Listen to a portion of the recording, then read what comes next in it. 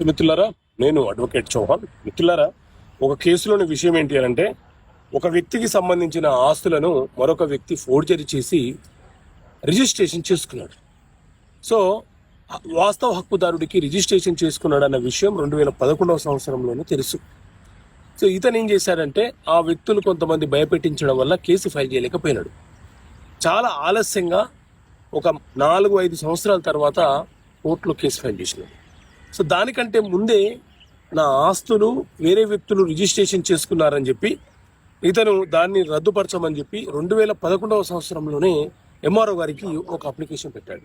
అయినా ఇతను వేసినటువంటి కేసు వీగిపోయినది. ఎందుకు వీగిపోయినది అని అంటే, ఏదైనా ఒక కేసు ఫైల్ చేయాలంటే లిమిటేషన్ యాక్ట్ ప్రకారంగా మనకు తెలిసినప్పటి నుంచి, అంటే సంఘటన జరిగిన విషయం మనకు తెలిసినప్పటి నుంచి 3 సంవత్సరాల లోపు కేసు ఫైల్ చేసుకోవాలనేది లిమిటేషన్ యాక్ట్ చెప్తున్నటువంటి అంశం.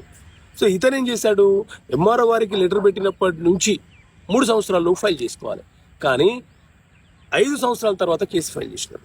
అందుకే ఈ కేసు వీగిపోవడం అనేది జరిగింది.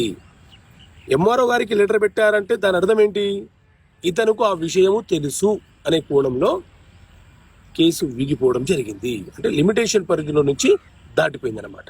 Okay friends, thank you. జై హింద్.